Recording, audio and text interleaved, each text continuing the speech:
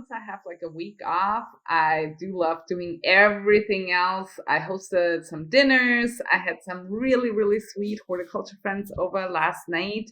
And one of them brought me, I just want to show you really quick, but this beautiful bouquet of Magnolia. She has a Magnolia farm. I've worked there a couple of times. It's called Weston Farms. Okay. But I just feel like Magnolia, they're like, I think there's a big debate if they're native here or not. I think they are. But they're just such awesome trees to have in your garden or even, go around and just make really quick. Like you snap some branches and you have like this amazing bouquet. I just was really in love with it. She does also do those cute like flowers with it. It's a clip on, but it's because obviously it wouldn't flower right now. So Yeah, it looks so Yeah. real. Like it does. I usually was you go wondering into why it's what? flowering. I was wondering Yeah, why it's blooming.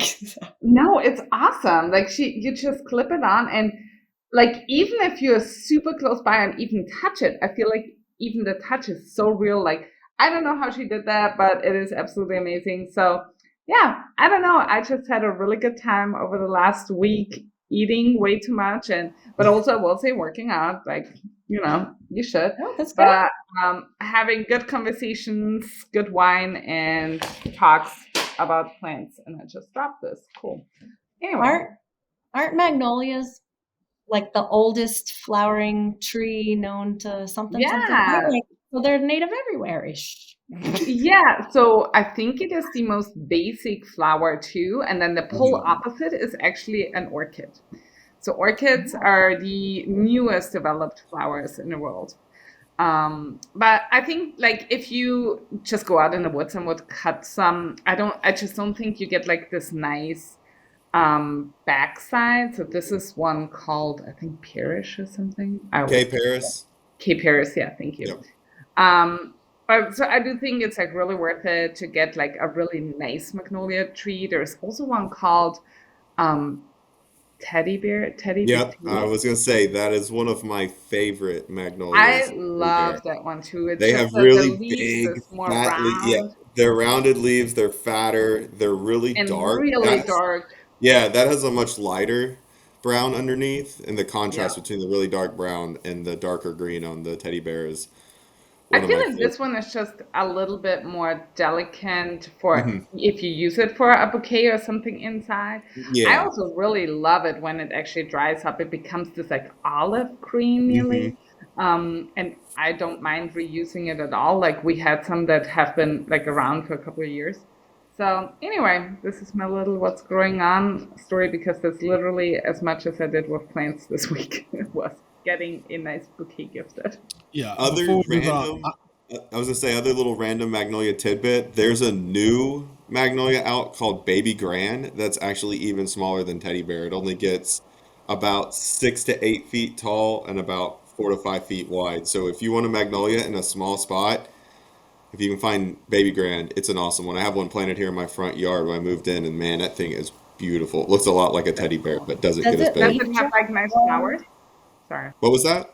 I'm like the Debbie Downer of this like amazing conversation. Does it leaf drop all year long? It's not big enough, so the leaf drop is just kind of underneath it. So Oh, it's not okay. huge yet. It was only a 7 gallon when I planted it, but it's not really that bad yet. It's not So as we'll see when it okay. gets bigger. But since it's only going to be 5 feet wide and like 8 Oh feet yeah, it tall, it's going to doesn't like be you could out of still plant control. around it and stuff Yeah. because I feel like And they may sometimes fall, but you won't have to pick it up. Yeah, not like a little gem or anything like that. So. Yeah, I kind of didn't know anything about Magnolia. And then a couple of years ago, my friend Erin just asked me if I could come help out at her Magnolia farm. If you look on my Instagram, you see like a couple of posts from a couple of weeks ago. But I just love it out there. It's so magical. She has this farm full of Magnolia. It looks so beautiful.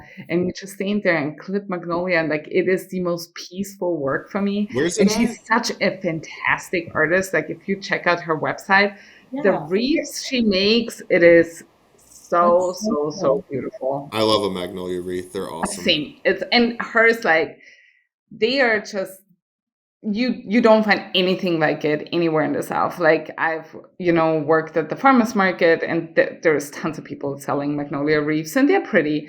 But like hers, she just really has an eye for how to like arrange it and everything. So Awesome. yeah, I didn't know anything about magnolias, and now I feel like that's my new favorite tree that I will dearly, dearly miss in Austria because I don't think they survive there. Too So, cold. yeah, we'll see. Um, Maybe climate change could be a positive for me. Oh no. It's like magnolias, osmanthus, and camellias. I'm like, those are the three things I will miss so much, and they're not even perennials. Yeah, I was about to say. Those are all great plants. They're amazing. Yeah, I have a variegated teal in my woods, and I love it. It's so pretty. so amazing. I do like I'm actually tea olives and camellias. I'm the most positive that I could make it work if you find the right microclimate in a garden. Yeah. South side of the house, like really close by.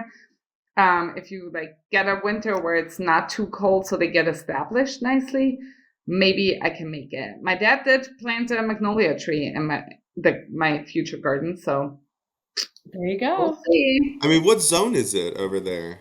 See, we don't do sounds. The So how biggest cold does issue. it get in the winter?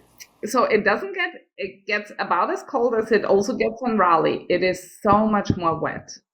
And we have so many late freezes. So like when people talk here about a late freeze, I'm like, LOL, haha.